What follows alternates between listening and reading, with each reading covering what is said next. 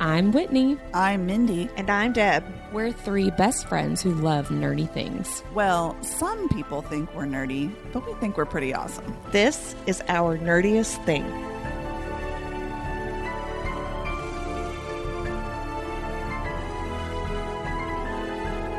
This season, we are discussing Jennifer L. Armentrout's From Blood and Ash, all of the books in that series, plus the Flesh and Fire series as well. We are spoiler friendly, so listen at your own risk. Hello, fellow nerds, and welcome to our nerdiest thing. Today we are discussing chapters 6 and 7 of From Blood and Ash. But before we get into it, Deb, will you please share about our nerdiest cocktail? This week's Our Nerdiest Cocktail is called the Sweet Melissa. If you remember last episode, poor Melissa was found dead, D-E-D, in the room. So our drink tonight is really, really delicious. It is so light and refreshing and probably trouble because of that. So drink wisely. But in this cocktail, we've got vodka. We've got the honey lavender elixir from Macon Muddle, grapefruit juice, lemon juice, and then you top it with Prosecco or soda water. And it is so good. So, but we're going to learn more about Sweet Melissa tonight. Boo-hoo. Yeah, it is really good.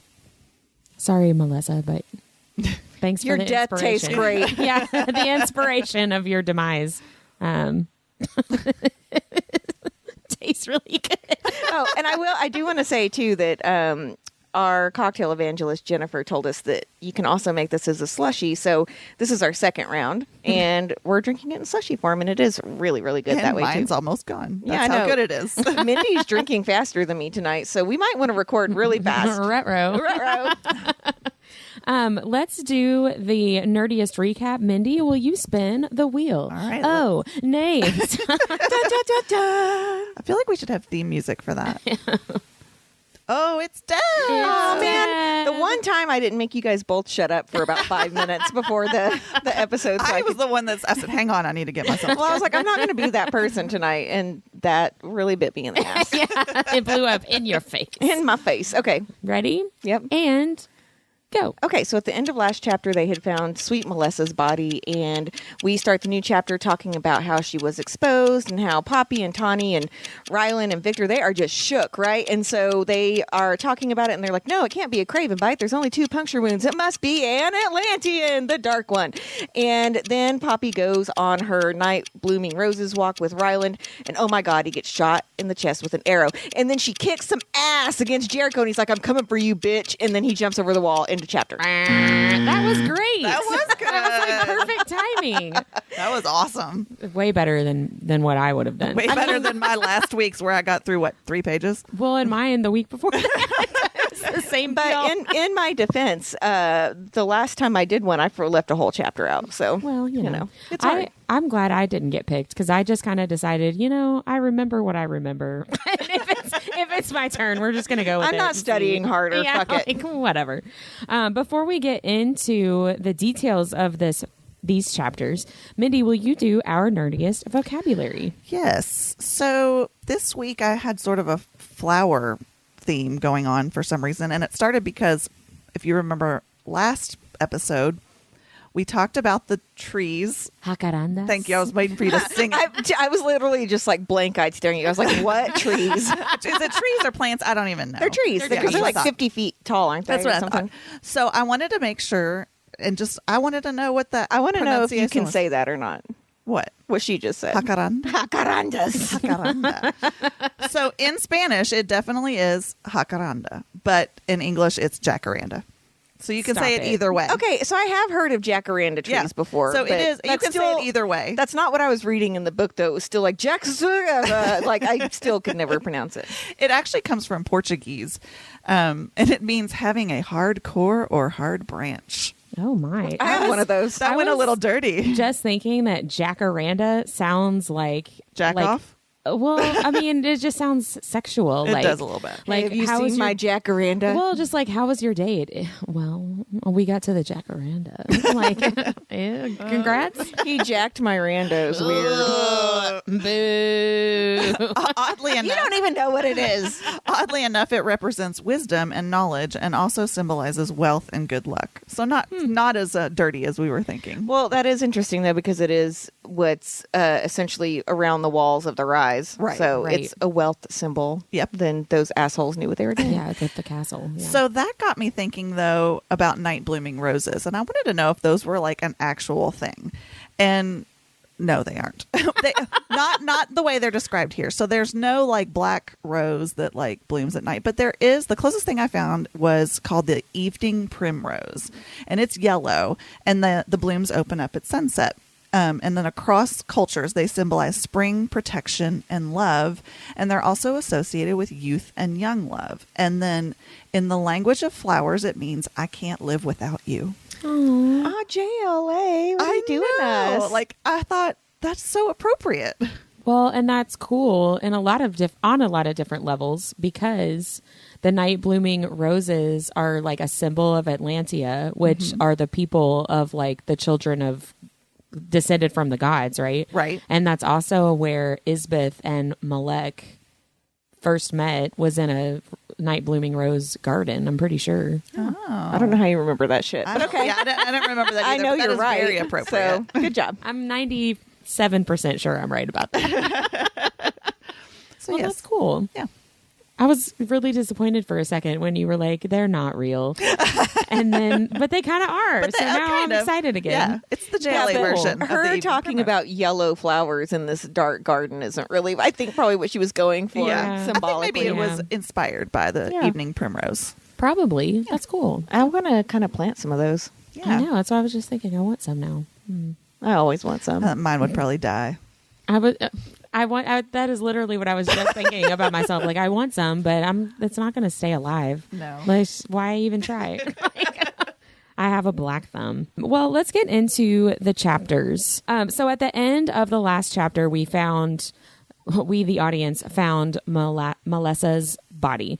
And so this chapter 6 is basically Poppy, Tawny, Rylan, and Victor discussing this turn of events, right? And trying to figure out what happened, why it happened, who the victim was, and really theorizing what's going on. But ultimately, in my opinion anyway, this chapter 6 really serves to lay even more foundation for the reader for what Poppy believes to be true about her world and her environment, what she is taught, that later is going to come crashing down all around her. But it also teaches us as the reader the difference between a Craven and an Atlantean. Well, but I Right. mean, No, that's we've true. talked a million times about how she's really good about not being like, well, one has 4 teeth and one has 2. Like, Yeah. they're discussing the differences and why it couldn't be a Craven and why it seems more likely Right. that it's an Atlantean. Exactly why my deep dive this week is to compare them, because I was struggling when I'm reading through the book, and I know the answers to them all, but I was still having trouble keeping them all together,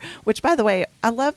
Do you ever like go back when you're rereading this and go, oh, remember when I first read this and I was like guessing with them, like who did it, you know, or Yes. whatever. I kind of, Yes. sometimes I miss that feeling of, I did write in my book at one point when it says like it only could have been an Atlantean, and I wrote in my book, I remember being so scared the I first time I know. read it. Like, what? I Who? was- How did one get in? Yeah, my first time reading it, I was 1000% sure. Like, okay, well, obviously, then the Dark One Castile did it. Like, Of he's here. course. He's the yeah.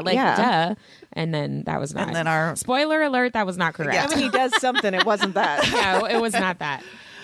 So I wanted to like really sit down and map out the exact similarities and differences between the Ascended, who are also called Vampires. We haven't gotten to that word yet, but they do call them Vampires, and the Craven, and what an Atlantean is. So the Ascended and the Ascended and the Craven are the closest. They have like one kind of difference. So the Ascended are created by draining the blood of a mortal and then replacing it with Atlantean blood. The Craven are created by draining the blood of a mortal, but not replacing it with Atlantean blood. So that's the major difference between those. So, and the Ascended can control the Craven. Do we know, does it have to be the Ascended that bit them, or can all Ascended control the Craven, or like, do we ever know how that I don't know. works? Interesting. I don't know if that's a thing or not. I think that the only time we see the Ascended doing anything deliberately with the Craven is in book 4, The War of Two Queens, when they're like keeping them down. The Craven are being kept in like these tunnel dungeon areas, and then they get let out. So I think that they're controlled by the Ascended in that way of like, we corral and herd them basically. But then once the Craven get let loose, They're kind of on their own. yeah, you can't like control exactly Well, right, where 'cause they they go have and who they animal attack. instinct. Right, Yeah, right. The other thing that I found out that I'd forgotten is that the Craven can actually create other Craven. I know that's obvious, but for me, I was like, oh, okay, so that's how that sort of chain goes. So like the Ascendant can create Craven and Craven can create Craven. That's why there's so many more of those than there are Ascended. Yeah, no, I did the same thing because our first episode, I guess, or maybe it was, I don't know, one of our previous episodes, we talked about, why do they burn the people who get bit? Why do they burn them alive? And I was like, well, because they'd be able to say that an Ascended bit them. And then it was like, no.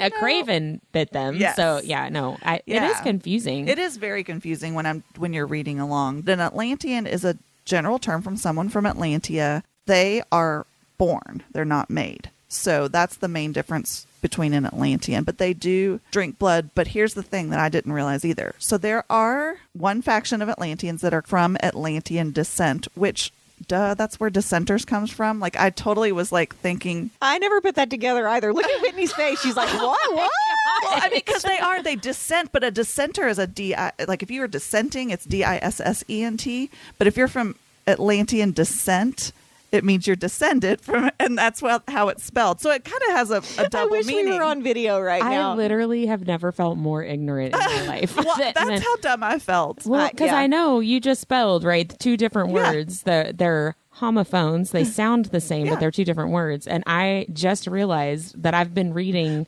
this dissenter. It's spelled like a dissenter. But in my mind, I've been thinking of it as intentional. dissent. I think that's intentional. Yeah, I think it's supposed to be a double meaning. Do Yeah. you think that JLA is like a witch that she I gets think in our she's brains and is a like, genius. You're gonna miss like a Jedi. Like, these are not the droids. This is not the word you're reading. These are not the drawers you're looking for. So You know what else, though? You blew my mind up now. Okay, Maddie. You so really on did. top of that, now that I'm thinking about it, the word dissenter is always capitalized too, which Yeah. has more meaning as Yes. being a descendant. And I mean, they are also, dissenters can also be just like sympathizers, but Right. So it is sort of more of like a club, so to speak, I guess. But the that is where term, huh? the term, yeah.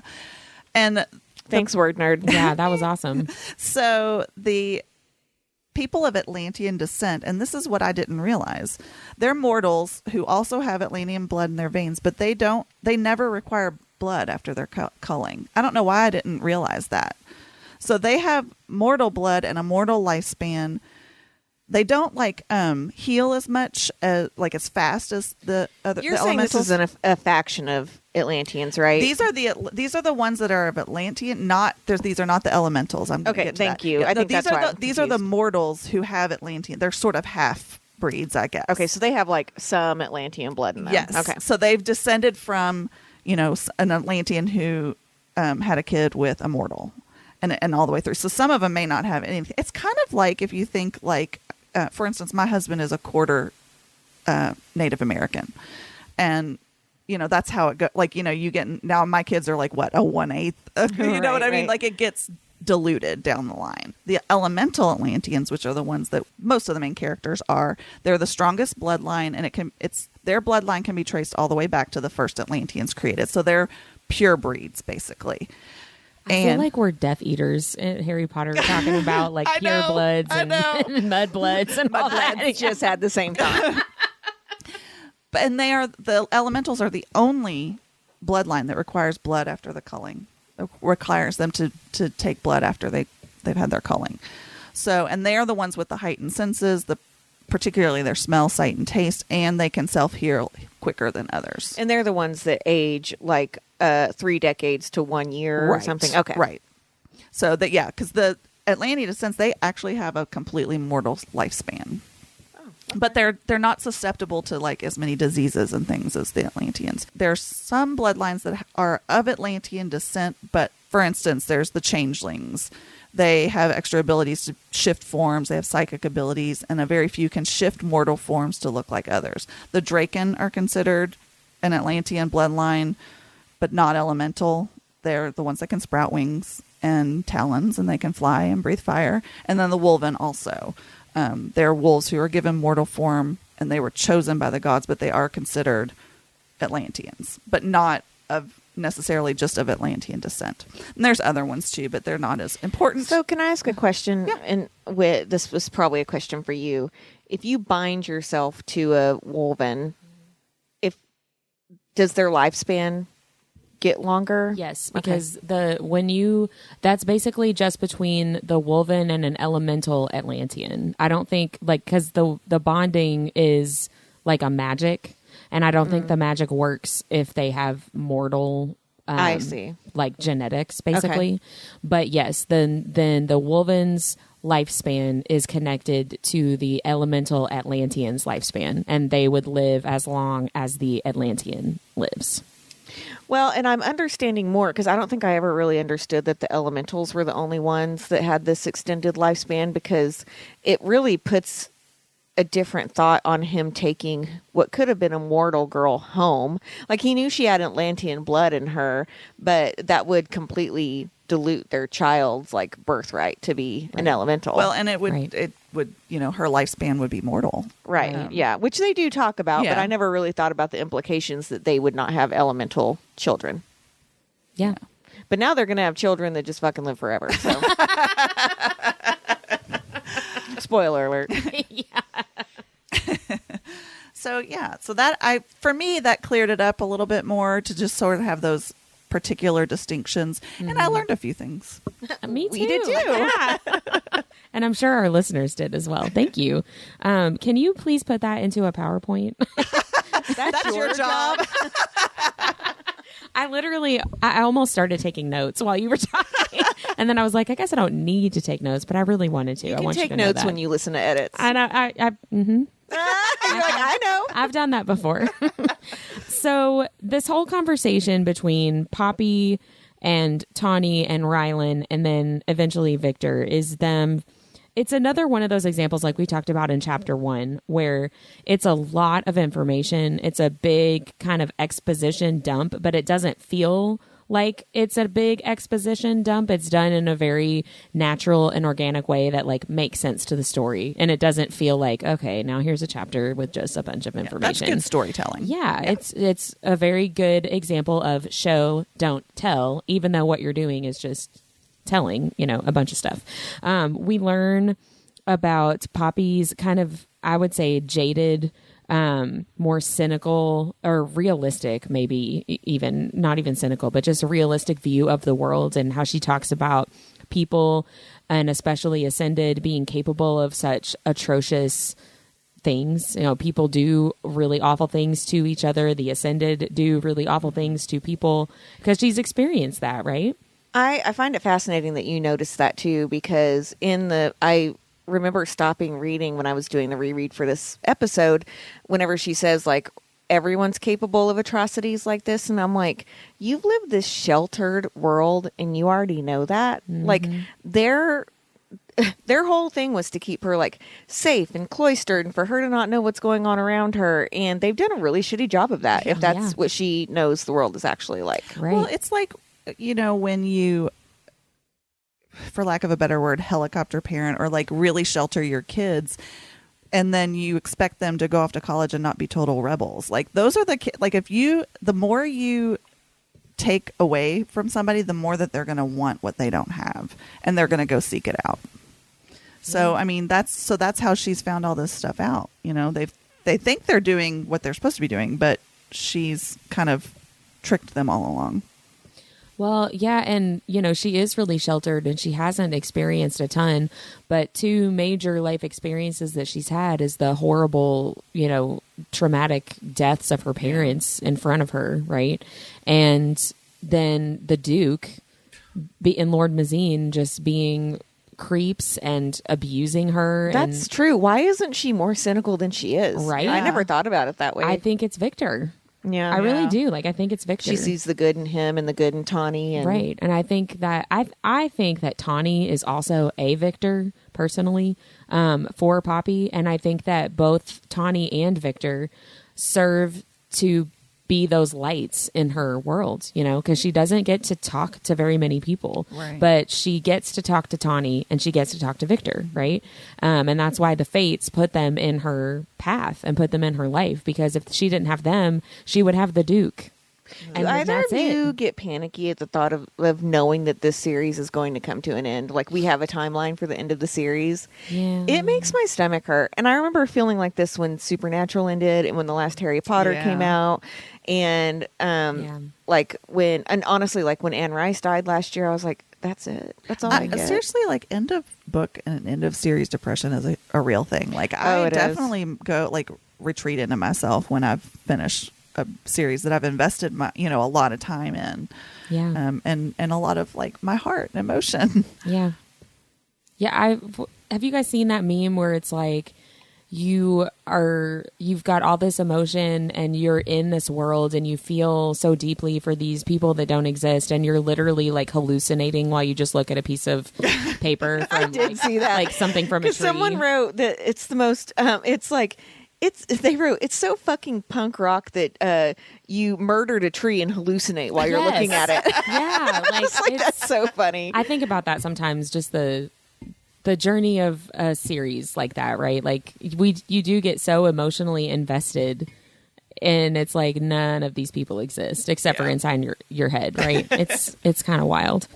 We learn that Victor gets migraines, which I wrote down. I wonder if that is connected to the fact that he is a Victor. I wondered that too. And because we learn in, I think, one of the books, maybe book 4, War of Two Queens, Victors, when they die, their souls go to, like, wherever the fates are, and they're whenever they're reincarnated, reborn again to be somebody else's Victor, their minds get completely wiped. See, so do you think it's his old memories pushing through? That's what I wonder, because he's also the first Victor, right? So he has done it more than anybody else.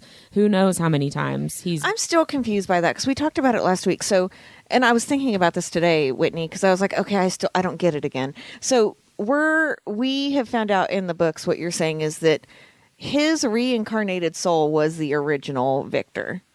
He was a person. I think he was just like a mortal. I don't think he was just a guy. And all we know is that he did something that was of very big importance, and a god or a we don't fate. know what it is yet. We don't know what it is, but he did something, and it was either a god or a fate that was like, I'm gonna repay you by giving you this, like, super prestigious task, and you're gonna be a Victor, and here's what that means, and that's why they called it a Victor, because that was his name. Yeah, okay, that was his name. There's a lot of reasons I need you in my life. I know. This is really one of them. But yeah, we don't know the specifics of why they created that and why. How do I not remember this shit? It's at the very end of A Shadow in the Ember. That's why. Because there's all the stuff about the prophecy, and there's the finding out about Seraphina and the Embers of Life and the Satorius stuff. And, like, there's a lot more going on than just that. It's like a little kind of Easter egg throwaway thing. Everybody leaves, basically, and Victor stays and asks Poppy one-on-one, like, I talked to Rylan. He told me about Lord Mazine, and I know something happened. Like, what happened? What did he do? Was he inappropriate? And it's like, okay, well, first of all, obviously he was inappropriate. You guys, and you know he is. Yes. Why are you asking? So you'll feel better? Yeah, it's not the first time that you've met Lord Mazine. So, like, yes, he did something inappropriate. That upset me. But Poppy is like, I don't want to talk about it. It makes me feel, like, embarrassed and shamed that, like, I know that I didn't do anything wrong, but I still feel bad about it. So sad too. I wrote poor Poppy.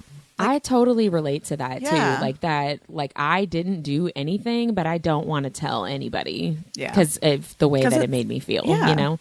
But I wrote down what she said about when I thought about how Lord Bazine, when I thought about how he felt entitled to touch me, I wanted to scratch at my own skin. And I thought that just went along perfectly with, Mindy, what you were talking about a couple of weeks ago about purity culture and how you were saying that women are taught that like our bodies are wrong. And it's that exact thing, right? Yeah. Like I didn't do anything but just exist. And because I exist, you thought that you could touch me in this way or speak to me in this way or whatever. And now I feel like I did something wrong, but I literally was just there. Can we talk about, again, though, how she was going to cut off his dick? Because she brings it up again. She's like, I didn't really want to think about how close I came to doing something utterly unforgivable. If I had unsheathed my dagger and used it, there would have been no hope for me. But gods, I wouldn't have felt a drop of guilt over it. And I'm like, I love that one of our first impressions of her, she's like, I want to cut that guy's dick off. But you know what's sad is like after that, she feels bad for being thankful that she heard the screams and that stopped her. Yes. I thought that was really Right. sad. Like she's in such a shitty position that she was happy that someone else essentially got hurt to distract. Right. She didn't want someone to die, but she was like, oh, thank God someone else is in peril. Right. She was like before, because she does point out. Because if she screams, then it was her fault. Right. Yeah. Exactly. She pointed out, I didn't know what the scream was about. Like, so I wasn't glad somebody got murdered, but I was glad for the interruption. Yeah. And it's like, ugh. Yeah. That's a really crappy place to be. And so I started making a list because, like I said earlier in this episode, I feel like chapter 6 is basically just giving us this foundation of here's what she believes and all of this stuff is going to come crashing down. So I started making a list of what she believes to be true. And this is Poppy's beliefs, but everybody in Soulless, right? The Ascended are deliberately telling lies, right, to keep themselves in power. And they're writing it in the history books because that's where she's getting a lot of this information. Yep. She goes back and she looks at this history book and it's basically garbage because it's the Ascended creating their own narrative for what is going on. Right. Well, and you hear all the time about how some of the best thought out lies carry a grain of truth, right? Mm-hmm. So 2/3 of what she reads in that book about the Atlantians is true. Right. And then at the very end, they're like, oh, also, by the way, they create Cravens. Yeah. So everything else is true. So that's got to be true. And later in the books, a lot of people ask Poppy, like, how could you stand by and let that happen? How could you not see that this was what was happening? If that is, I mean, has anyone in their entire life ever been like, you know what, I bet every belief I've ever known since I was little is probably fake. Right. If you say that, you'll end up in a institution. Yes. Right. Right. And so, and they would have just fucking locked her up. Mm-hmm. And I mean, as soon as she starts questioning things, they try to do that. Right. Yep. So how are you supposed to take a person that has been completely shielded from the world and taught this in history books and grew up around these people that she knows are a little off, but like no one ever wants to think like, okay, every single thing I've been told is a lie. Right. And they're controlling millions of people right. and they're eating them. Right. And then eating their children. So wouldn't that be like the most terrifying thing in the world to figure out? So you're not going to get there on your own. Right. I'm sorry. No. Well, and even, later when she's straight up told by multiple different people, like, everything you've been taught is wrong. And here's like, the truth. Right. She refuses but wouldn't you? to believe it. You'd be like, no, you're the one that's a dissenter. They've told me that you're the bad guy and you're the one sending all these Cravens. And they're like, well, actually. It's essentially brainwashing. Yes. Like, you know what I mean? 100%. Like, she has to be deprogrammed, essentially. I mean, that's a good way to put it. Having to be deprogrammed. That's really well, true. And that's why in the 4th book, when she does get captured and she's in the castle with the Blood Queen, she's like, you can go ahead and say whatever you want. None of them are going to believe you. You're mad because you didn't get to ascend or whatever. Yeah. She's like, they're going to know that you're just being a shitty person. Right. Because why would you take one person's point of view against everything you'd been taught your entire all the life? leaders in your life that are supposed to be in charge and know what's going on and help you. The author does a really good job because you're led to believe for a long time in the book that she is the harbinger of death and she's going to create this huge divide. And we find out it's actually the Blood Queen that is that person. But it's easy to believe because how could you shake up someone's life like them and them not be angry and not lash out? Actually, it's almost that like she takes it too well when it comes down to it, So like, you need to be a little more upset. Right. I'm worried about you. She fucks out her frustration. It's fine. Basically, that's pretty accurate. So I was writing down, like, here's the things that she believes to be true at this point in time. And all of these things are false. So she believes that the Ascended don't have fangs like Atlanteans, and that the Ascended don't feed like Atlanteans. Like, that would never even cross her mind, like you were saying. So that is not even an option in her brain. And it's not even weird to her that they can't come out in the daylight, because that's all she knows. Right. They're the children of gods. It's a religious thing, right? Right, The gods can't come out in the sun, which is also not, bullshit. not a real true.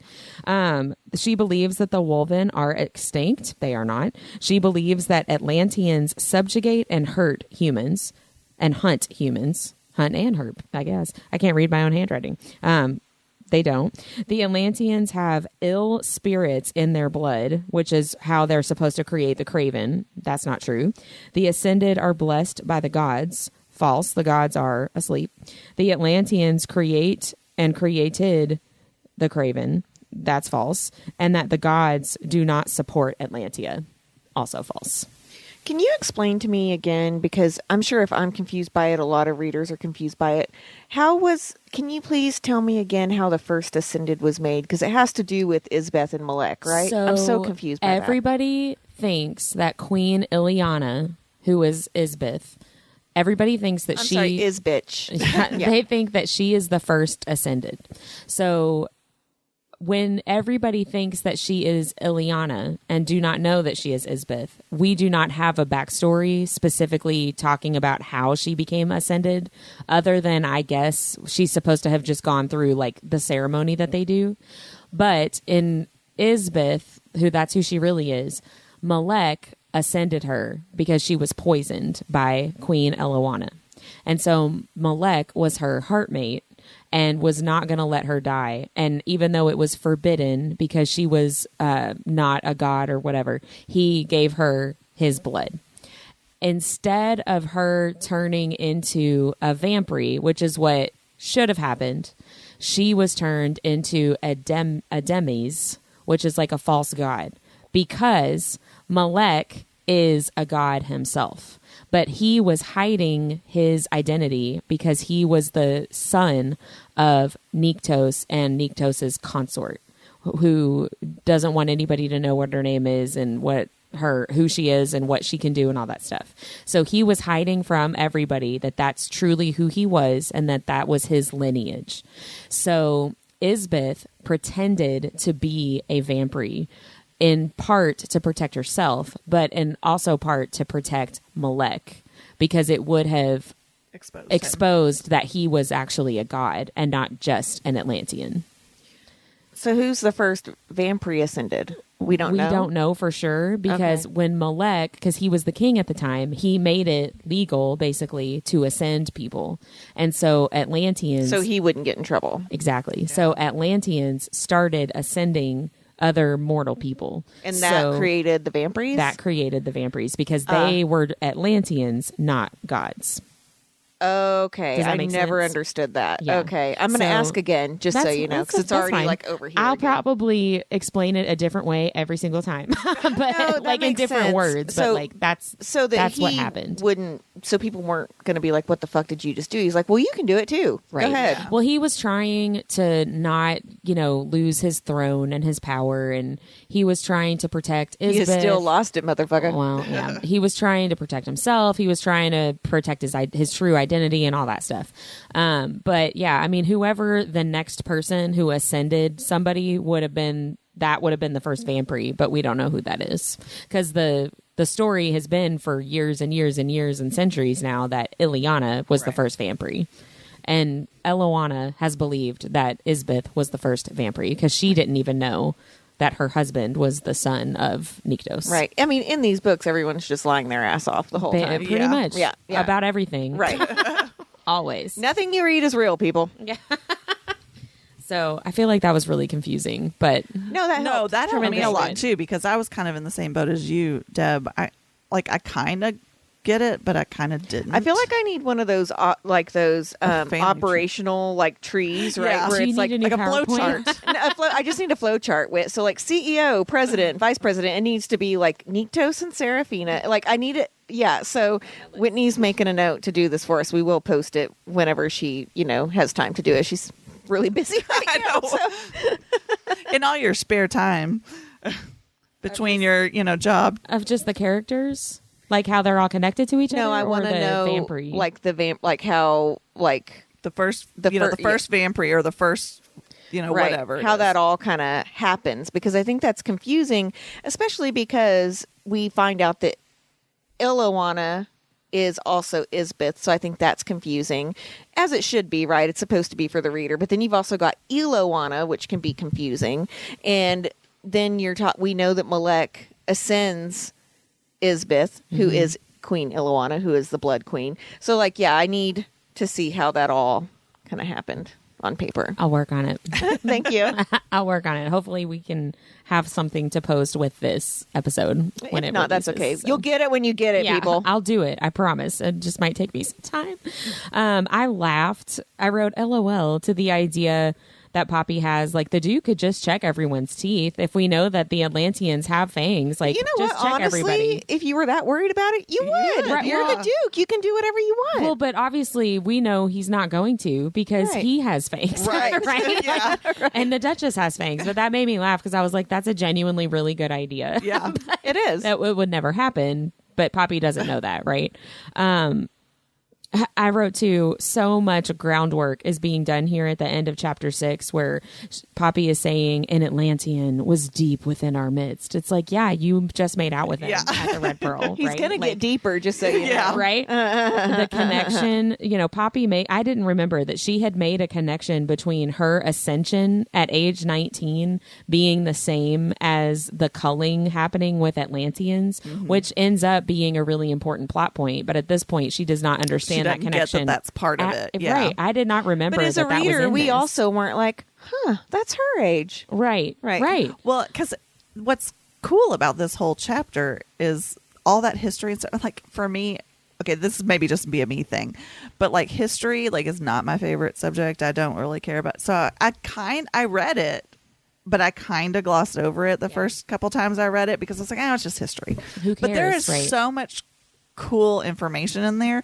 Even when they mention the longest living Atlantean by name, and then I started thinking, oh well, how old is Miss Willa? Because she's been around for a while. They say too. she's the oldest one alive now, right? Now, Yeah. But yeah, it's not as old as that guy was. Because he was I think he's 2,900 dead now, something. I guess, yeah. But He was 2,702 years old. Yeah. So yeah, that kind of that little tidbit, that's not unintentional, obviously. What I find odd, though, in this chapter is that she says only the oldest of Ascended appear older than someone in their 30s, and they could live forever. But it's way easier to kill an Ascended than it is an Atlantean. Yeah. Yeah. Especially an Elemental, right? Yeah. So, I mean, with the Ascended, you just are chopping off their head, stabbing them in the heart, Yeah. Bada bing, bada poking boom. them in the brain. It's real easy, Just like that. Just like Yeah. in the next chapter where she's like, well, I got really close to his heart twice. And I'm like, would I even know what side of the chest the heart was on? I thought that if I was in peril, right? Yeah. And I'm I thought like, that I would too. be like, can you hold up your left hand in an L so I know which side your heart's on, please? Yeah, when she was talking about, the Melissa's dress was pulled up, to her waist, and she was obviously with somebody, and Poppy was wondering, was she with somebody willingly and then got betrayed? Was And she they do attacked? tell her it was willingly, essentially. Yeah. They think it was willingly. They're assuming because they didn't find Signs of struggle. Yeah, signs of but struggle. I think what you're supposed to take from it is she was probably a willing participant and he went into bloodlust. Yeah, that's probably true, but But fuck Well, you, Lord Mazine. yeah. But she said, which would be worse, right? To have it happen when you don't know it's coming, or to be betrayed, and being betrayed would be worse. And I was like, And I was like, honey. oh, sweet pea. I know. That was the first time I ever noticed that, too. Yeah. She's setting us up to know how she's going to feel about being betrayed. Yes. The emotional impact of everything that's going to happen later is starting right now, right? Because I think ultimately for her, and later in this book, it comes out very rapidly and by surprise for her. And if he had just said, like, shit, I have something to tell you, she would have had a really hard time with it. But I don't think there would have been 2 books of her being like, I love you, I hate you, I love you, I hate, Yeah. but which is fun writing. I know. I'm not mad about that. Me either. Yeah, I mean, come on, Cash. You could have just sat her down and told her. Okay, first of all, I'm not the dark Totally. one. Second Right. of all, I am totally in love with you. I'm not pretending. Yeah. And third of all the shit you knew was a lie. It's going to take you a few minutes, but I need you to get there because I kind of want to take you home. Yeah. There's a lot of men that do that though, because Niktos could have done that as well about the The besties thing. miscommunication trope. Come on, y'all. Just Yeah. talk about your feelings. It gets really frustrating.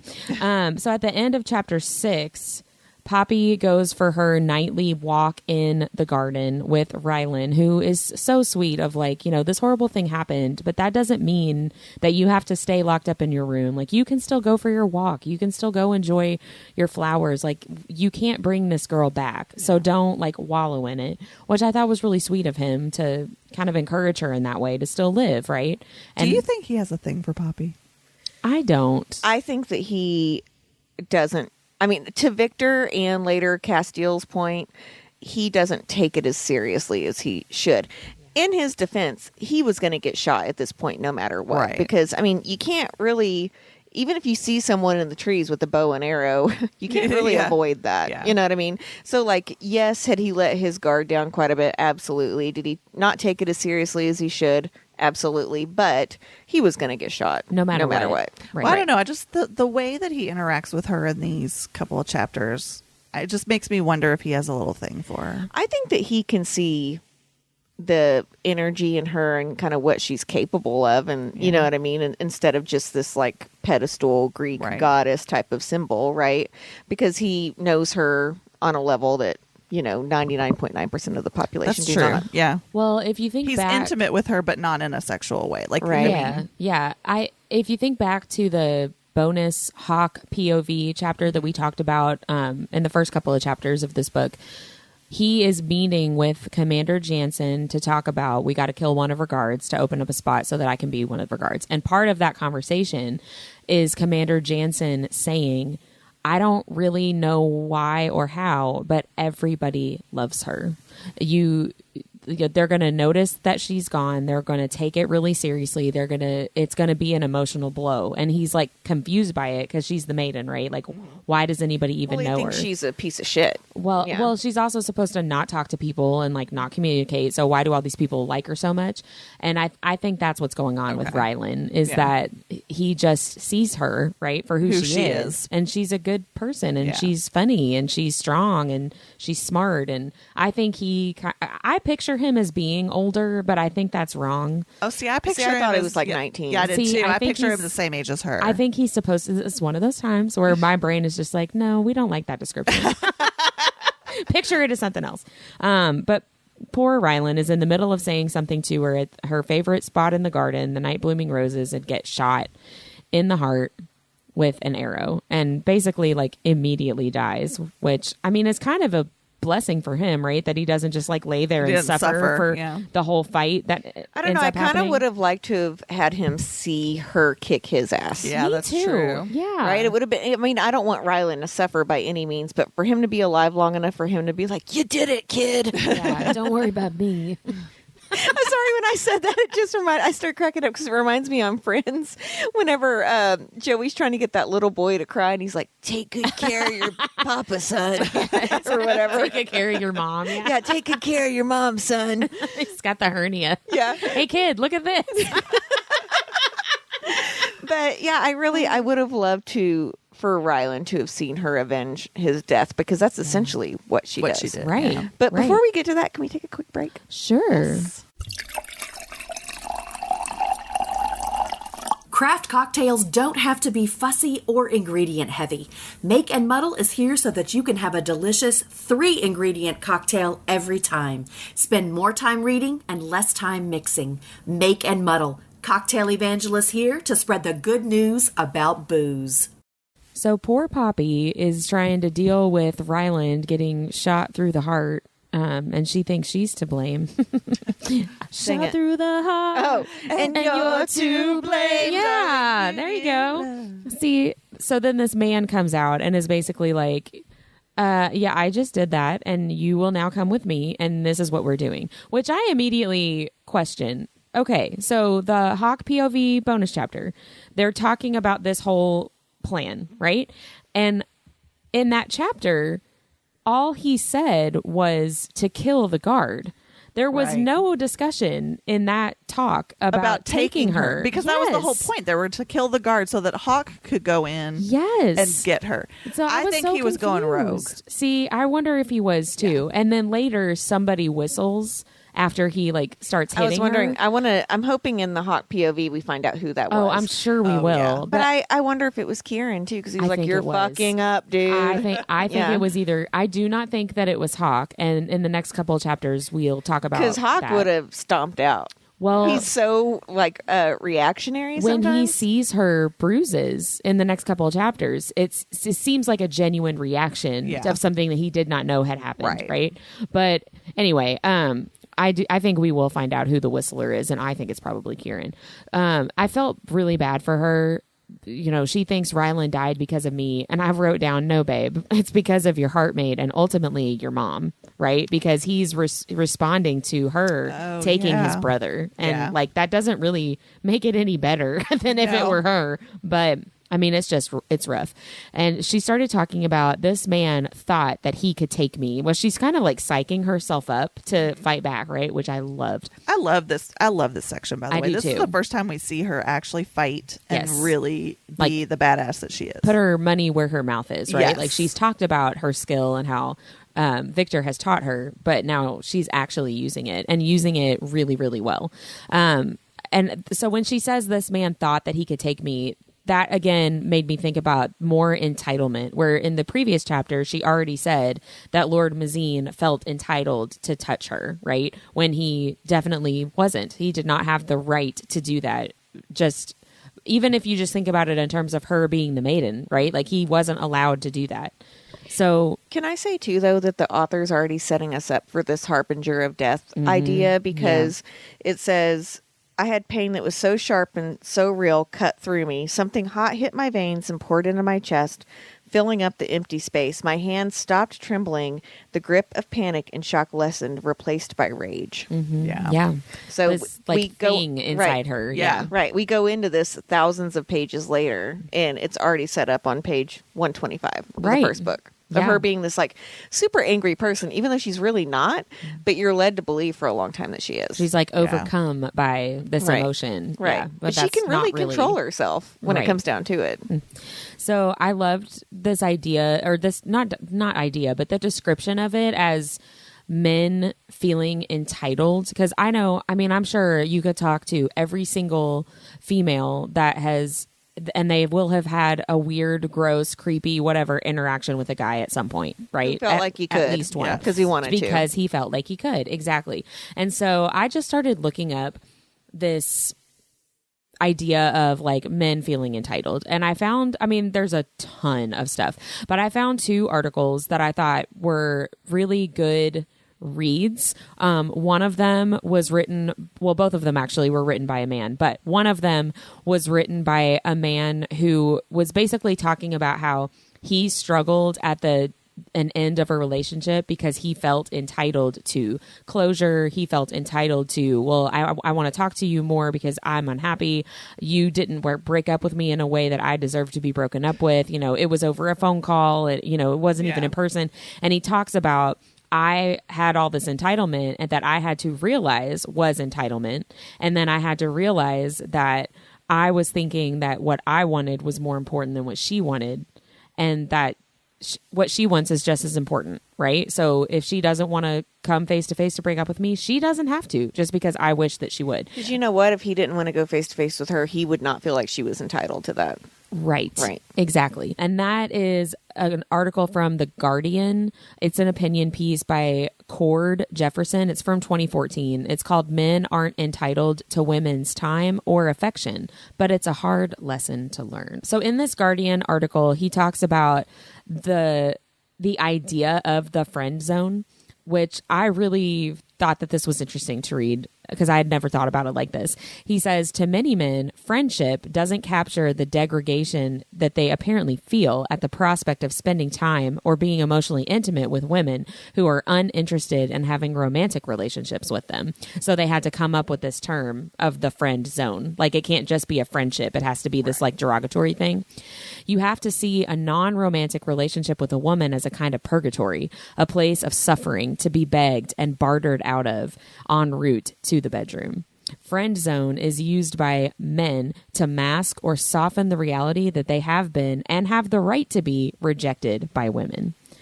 Begging for sex or a relationship, despite a woman's expressed wishes, is a beloved staple of pop culture. And he used the classic 80s movie Say Anything as an example of this, where she's like, I don't want to be with you. And he's like, but my boombox, right? And I'm like, oh my gosh, that is so true. And everyone remembers the boombox moment, right? And how romantic. And it was isn't a it grand so great? gesture. Yes. He didn't give up. Right. He persevered. And this guy's point is like, she was very clear, right? Like, please don't do this. I love that. A hurt man. I loved this so much, especially as a man who coming from a man who admits that he has struggled with entitlement before. A hurt man can be a handful, but a hurt man inspired by the conviction that he's owed something can be dangerous. Oh, 100%. And I'm like, and yes. Society has taught some people, unfortunately, that being dangerous is okay in that situation because Or they were led on. Yeah. Or, you can't help your emotions, or like maybe you shouldn't have friend zoned him. Maybe you shouldn't have led him on. Maybe you shouldn't have worn that short skirt. Right. Exactly. I mean, maybe all the girl did was say hi, Yeah. but you do feel like you can't be overly nice sometimes, even if you're just being yourself, because it could be seen as a come on. And he ends, he starts the article talking about, I had this breakup and this is how I reacted because this is how I felt. And then he ends up saying, like, I was wrong. She never owed me anything. And what needed fixing back then wasn't her or us. It was me. And because when I started reading this article, the beginning of him, I was entitled, I was thinking, oh, man, you're going to make me mad. This is going to be upsetting. But he understood. And Good job, Cord. yeah, Good job. he redeemed himself. The other article that I found is more recent. It's from 2020. It was an NBC online article. It's listed as a hot take, which I guess is like their opinion section, which was kind of funny because it's a book review of a book called Entitled by a Cornell University philosophy professor, Kate Mann. And this article is titled Misogyny and Sexist Violence is the Result of Male Entitlement. Here's why. So the book Entitled argues that misogyny is not about dehumanization. It's not misunderstanding what women are, but about what women are for. And the book is arguing misogyny sees women as humans, but that the function that they are for is to provide the sorts of goods that we think men are entitled to: sex, deference, and praise, which I found very accurate. Misogyny can make men feel entitled to women's care and veneration, but Mann says, Mann, the author, not to be confused with Mankind. It can also lead to women being treated as if they are not entitled to kindness or consideration. This article and this book talks about medical care and talks about a lot of statistics for the mortality rate, maternal mortality rate. I didn't write down the official term, especially for Black women. Like, women's concerns in medical care are ignored and glossed over, and like, we'll take some Midol and you'll be fine. And women die and suffer unnecessarily because they're not taken seriously. There's a bunch of articles out right now too about the just normal day-to-day procedures that women go through, especially in the gynecological space, that are so painful, and we're told to deal with it because it can't be that bad. Yep. Right. Like IUD placements. Right. And like, almost passing out from the pain and being told to like take Advil. It's the same type of thing. Take some ibuprofen. Yeah. Like, you'll be fine. Thanks. You can go back to work tomorrow, even though you can't move. No biggie. Right. Pushing back against sexism is doubly difficult when sexism has so profoundly shaped our sense of right and wrong, and of who deserves power, happiness, and affection. And this author of this book talked about, like, I've always been interested in this, but then I had a daughter, and she said, I want my daughter to know she is entitled to be powerful. I want her to know, while unlike so many girls and women, that she is lovable and forgivable, even if and when she falters. Acknowledging that women are human isn't enough. And I just thought that that was a really good point, that it's not necessarily that you think women are lesser than you as a man. It's more about, like, do you think that they are there to serve you sexually, you know, stroking your ego and giving you praise, taking care of you, doing housework. Like, if it's, that is not the same thing, right, as dehumanization. It's more about the purpose, the function. And I just thought that that was a really different way to think about it, a different take on it that I think is really valid. But it was just those two articles, because I mean, we could do a 25-year podcast probably about this topic, which I don't think our listeners probably want. Well, women shouldn't be scared to not do those things. Right. If I don't want to tell you good job, I don't have to. If I don't want to fuck you, I don't have to. If I don't want to date you, I don't have to. Right. I'm sorry that you're just now learning this. Right. Well, and I feel like, too, a lot of times the problems with intimacy, even in a marriage, and I mean, I'm going to come right out and say this, that I've struggled with this sometimes, and we're just getting to the point where I don't feel this way. Sometimes I would just completely back off any advances because I didn't want to have sex at that time. Like, but it shouldn't have to be that way. It shouldn't be that, like, being, you know, snuggling or just kissing or, you know, grabbing someone's butt or whatever. It should be, it doesn't always have to end up at the same flirting. Yeah, and it doesn't always have to be sex in the same place. But like, I think a lot of intimacy and sexual relationships and marriage falter because that's what we think, because that's what society has taught us. Right. It's the same thing as, like I just said earlier, you can't be too nice to someone in public. Yeah. Because it's an advance. Also, like, slapping your husband's ass doesn't mean that you're ready to do it right that second. Or, quite frankly, if he does that to you. Yeah. Right. And, I mean, we need to get out of the misconception that a woman flirting with her husband means that they have to fuck right then. But we also have to get out of the misconception that just because your husband's doing that to you, that's what he wants to do right then. Like, it's for the record, my husband has never been like, we should have sex because I just smacked your ass. He's not that way at all. Yeah. That was definitely my issue. But there's a lot of societal pressure on women to put out. No matter what.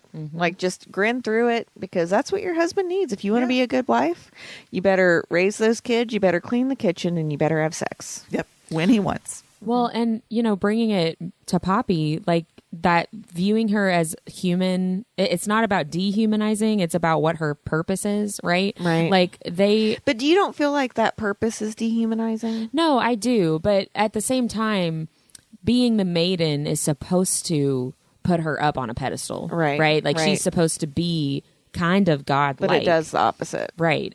But her function in that, because they would argue that being the maiden, she's better than a mortal, right? Like, she's more elevated. She's closer to the gods. Like, her overall purpose. Spoiler alert, she sure is. Well, right. But at the same time, everybody feels entitled to ignore her, to pretend like she isn't there.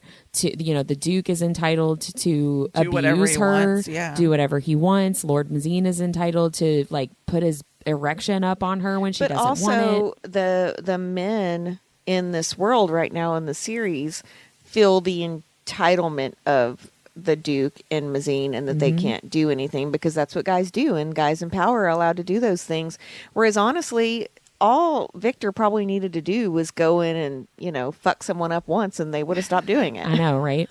Well, and as much as it pains me to say, Castile goes in that category too. And with his, he feels, and this plays out in their relationship throughout the series, right? Of Poppy saying, you know, you felt entitled to devise this whole plan for my entire life, and you didn't know anything about me, and you were planning on using me as just this, like, pawn in this overall game, which you have great intentions for your brother, okay, but what about me? Exactly. Yeah. And all these people in her life are feeling entitled to do all kinds of things to her and around her, In the about sake her, of whatever. her. Yeah. Yes, and she doesn't have any of the same Right. entitlements. But I right? mean, so I do want to say too that Jericho, the character right here that who breaks into the garden, carries this entitlement way further into the book. Oh, yeah. So she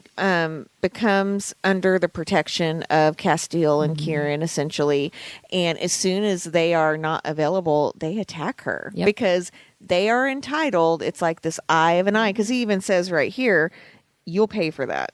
And she says, "Take one more step towards me and I won't miss your heart a third time." And he kind of like scoffs at her, right? He says, "I'm going to enjoy tearing your skin off your weak, fragile bones." First of all, she is not weak. Not weak, He's only yeah. saying that because she's a woman, I feel like, Well, and the maiden. he thinks that she's mortal. Right. And I don't care what he has planned for you. I will bathe in your blood and feast on your entrails. And so he knows this is like weeks prior to when he actually does attack her Yep. later in the book. He feels entitled enough that she stabbed him after he attacked her, by the way. Right. That he has to have Like she defended herself. Right. He has to have retribution no matter the consequences. Well, and what I wrote that down too, like I don't care what he has planned for you, which we later learn that the he's talking about is Castile, right? But that POV, that extra bonus chapter, Jericho and Commander Jansen leave that room, and Kieran steps out from the shadows and says, "We should just kill him. I don't like that guy." And that just really struck me because Jericho very much does not fit with Castile and the way that his mind works and the way But that he operates. He's influential enough in that group to convince a bunch of people Yeah. to attack her. right. Like, But right? But even the way, and I mean, we'll get there when in months from When now. we get there. when we get to the end of the book. But the way that he convinces all those people is still like not the way that Castile works. You know what I Yeah. mean? Yeah. But I thought that was so interesting. Like Kieran already wants to kill him before he's even done anything. And so now this guy has gone outside of the plan that they have discussed. He's trying to take her when that was not what they talked about at all.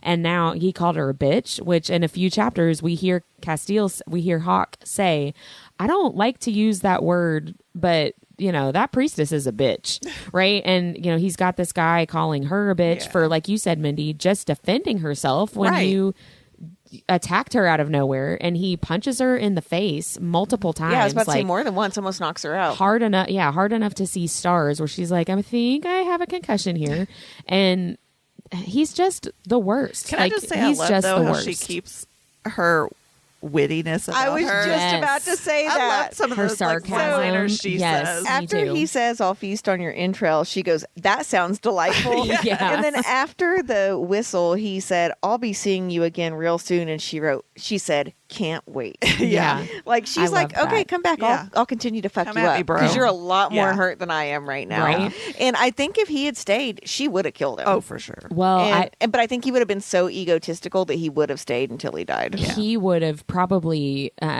changed, because we find out at the end of that's the book right. that he's a wolven. I forgot So about that because if he is she- growling at her and stuff. If she during kept this. attacking him, I think it would have, even if he didn't do it on purpose, I think it would have like forced Yeah. a change, which would have made the story speed up a lot more. But also, suddenly. she probably would have died. Well, yeah. Right.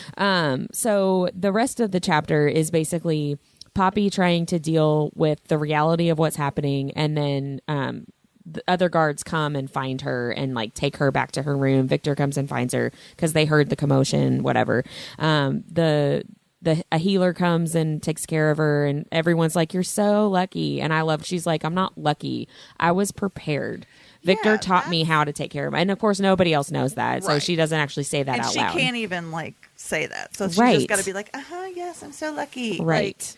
Right. And so the Duchess is like, "I got to tell the Queen she may want to take you back to the capital if it's not safe." And then she shares that they think it was an Atlantian or a dissenter or whatever. Well, this is the first catalyst to her being taken back to the capital and the opportunity for them to kidnap her, Castile and his crew. Yeah. And at the very end, the Duchess is like, I'm glad you're okay. You are so important. All these ascensions. And she said, Poppy thought to herself, for a tiny moment there, I thought she was actually worried about me as a person, but it was what I signified that concerned her the most. The worst part was the twinge of sadness when I should have known better. And I wrote like that broken was heart. Heartbreaking. Yeah, Yeah, it's for just sure. very few people see her as Poppy. Well, and right? they wonder why she doesn't trust anybody. Right. I also really loved the very end of I think this was the last line where she says, the Duchess says to her, the Dark One has come for you, Penelope. And it's very much supposed to be like a dun, dun, dun. And I wrote down, so why am I all taut and loose all at once? You slut. Oh, man. But yeah, I really loved seeing her in action. Yeah. And what she can do and using her abilities to take care of herself. And Again, in 2 short chapters, we learned about the difference between Craven, Atlantians, and vampires, even though some of the information is wrong that they tell us, right? Mindy squared that up for us. We also learned that Poppy can fight. We learned about her guards. We learned about like the layers of guards just in this really short amount of time. Again, excellent writing. Yes. yeah, it's really great. Is there anything else you guys wanted to make sure and talk about before we move into our I think we nerdiest thing of the covered it week? all. No, that was great. Wait, who wants to go first for the nerdiest thing of the week? I have like 3. Go I for do it. too. So one thing, and this might be my aha moment from like the Dissenters, is very similar. I realized, this is the word nerd talking. I was today years old when I realized what the phrase "caught off guard" referred to originally. Because she said Please enlighten us. Well, she said something about Rylan being caught off guard. He's a guard. When you're surprised by something, you're not guarding correctly. You are caught off guard. You're not on guard. It might be a fencing thing too, now that I've said on guard. We're learning as we talk, know. people. But like that was like an aha moment for me. I was like, is that what that really means? Like, I mean, we say That that makes phrase sense. all the time. Like, oh, I was caught off guard. I was, but why do we say off guard? It has to be something to do with guards, right? Yeah. Anyway, that was something that she threw out there. You're I thought that- teaching me so much today. I feel very word nerdy tonight.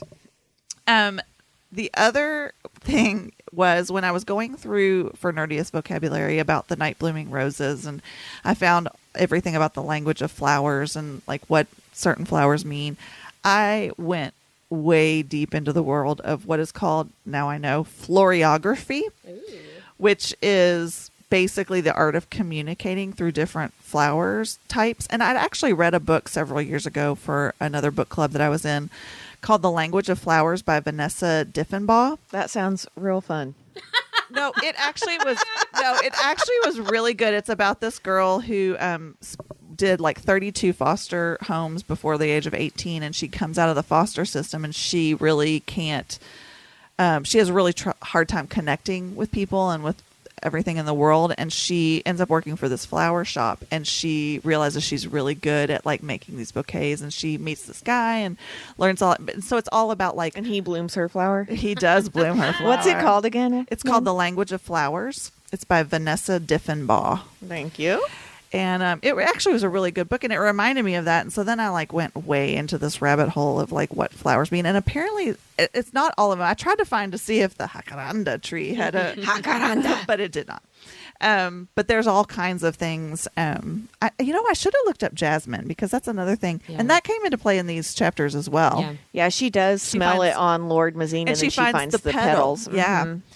Mhm. So anyway, that was another nerdy thing. And then finally, I have been spending the last couple weekends reorganizing and purging and doing all kinds of things in my craft room. And I decided I was going to organize all my embroidery floss. This is so nerdy, you guys. I actually was watching a hockey game, and while I watched the hockey game, I organized all my embroidery floss. I put it all on little cards. I labeled it I started to write it out, but I didn't like my handwriting, so I labeled it with like one of those little electronic labelers. maker? Yeah, with I a love label you so maker. much right now. And I put them all in number order. Oh, that's hilarious. I'm such a nerd, but gosh, it was so satisfying. If you've ever to see embroidered, it. though, it's hard to keep track of that It shit. is. And you lose the little round thing that goes Yes. around the thread. And I had to like guess on a couple of them. Some of them I just put like an X because I didn't really know what it was, but I wanted to put it in there. Like flesh tone. Yeah, exactly. So, but anyway, it was very satisfying, and I liked it a little too much, I think. That's funny. It is. It's nice to get some of those projects is. done when you Yes. when you organize things. It's like it scratches your brain. Yeah. And feels good. I don't really have super nerdy things, but I've been reading, which is nice. I read Scarlett St. Clair's new novella, The Mountains Made of Glass, and really enjoyed that. And I've been reading the What Lies Beyond the Veil, about halfway through book 2. I've really been enjoying that too. I would say that probably my nerdiest thing it was last night and this morning with a murder mystery party for our nerdiest editor / producer / husband of the podcast. So I got all dressed up for like 1920s and talked in a kind of Atlantian is what I'm about to Let's let say. the listeners hear what that sounds like. Come on. It was actually really great. I'm Cara Lowe. I'm a nightclub singer. And my character hated Carol because I wanted her job. A lot of people did hate me. They wanted your job. It was upsetting. You were too good for your time. I guess, but it was super, super fun. And I woke up this morning and thought, oh, I partied too hard, and then realized I literally had like 4 cocktails over a 4-hour period. That's a lot for you, Whit. Well, So tonight I'm back to my ritual 0 proof tequila alternative. I on the other hand, am not. I think I needed hair of the dog. I was so hungover today, and when I had a cocktail tonight, I was like, there I am. That's why I do want to give a shout out to Make and Muddle, because I have been using my 0 proof liquor like alternatives just because I'm trying to not drink so much because therapy, but it still tastes really good, right? Like I really like the Make and Muddle stuff because you can make a mocktail or a cocktail. Yeah, they're delicious. They're really good. They're genuinely good. So shout out. Even if you're not a drinker, shout out to Make and Muddle because they're just good. I also was going to say the murder mystery party. I planned this for our editor / producer / husband, my husband of the podcast. And me and my daughter spent literally like 7 hours yesterday putting together decorations. We had like fucking balloon arches and it was good backdrops and all this stuff. It was really fun. But you look at it in the end and you're like, oh my God, that's not very much for the amount of time it took me. But the murder mystery party was super duper fun. I didn't know who the killer or the victim was. And so the birthday boy was unfortunately the victim, which he thought was hilarious and he loved it. So it was really fun. And Mindy couldn't be there and we really missed you. Sucked. So I have 3 more. I hope that's okay. So I want to just say verbally, we've put this all over our Instagram, but this week they announced that there is going to be an Amazon show of From Blood and Ash, which I'm so freaking I might have excited peed about. myself a little bit when you posted I know. that. I cannot wait for this casting. And here's the thing. We know it's going to piss some people off. We know some people are really going to love it, but just deal with it. Yeah. All right? It is because what it is. what I'm most excited about is one of the people involved with the boys is heavily involved with this series. And so we know nothing's going to get held back. Right. Right. It's going to be gritty and raw and fun and raunchy, which I'm super duper excited about. Number 3 is that even though there has, at this point of us recording this podcast, there has not been an announcement by Sarah J. Maas. Crescent City 3 has been posted in the UK, Australia, and US on websites for January 30th. So that's super duper exciting. Yeah. People are pissed off. They're like, where's ACOTAR 6? And I'm like, bitch, this is part of ACOTAR 6. It's a Yeah, no multiverse. kidding. God, get over it. I know. I wonder if that's why they've quietly posted it and not made a big announcement but yet. I'm like, guys, here's the thing. If you bitch every time an announcement comes out, they're Right. not going to want to announce anything. Right. So stop it. So be quiet. Right? Yeah. And first of all, she's going to write in the order that she and her publisher have agreed on. She just had a kid. Like, I think the baby just turned 1 or something, right?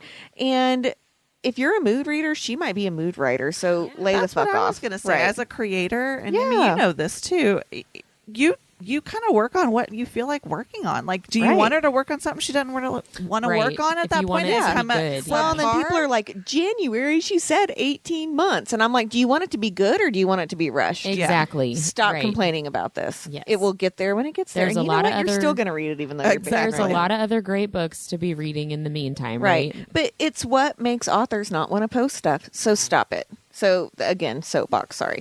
And my final one is Whitney always makes our Friday memes, and they're so much fun. And she and I have gotten really down a rabbit hole. with This should have been my nerdiest thing too. We should have. We've gotten down this rabbit hole with Vanderpump Rules. The Scandival. The Scandival. And we do record Why these is it called Scandival? because His his last name is Sandoval. yeah. Ah, okay. So Sorry, I have not gone down this rabbit hole. you really should. It's Catch very up, Mindy. interesting. So, you know, I saw Whitney post about it, and then I was seeing all these news articles, and I read about it for like 3 hours one morning. It's ridiculous. But Whitney decided she wanted to make some Scandival memes for From Blood and Ash this week. So I sent her some pictures, and I'm like, you got to do this. You got to do this. And finally, I was like, use them if you want to. I'm sorry. I took over. But now the only way that Whitney and I can see Lord Mazine is as Tom Sandoval. He's got the creepy ass With mustache. the mustache, yeah. Right. He has like that long black slicked back hair, and he's a douchebag. So What's it all. hilarious is I did not know of this person at all, and that's exactly how I pictured Lord Mazine. Yeah. I always had trouble picturing him. Now I don't. So yeah, it was a good nerdy week. Next week, we will be discussing chapters 8 and 9. Can't wait. See you soon. Bye. Bye.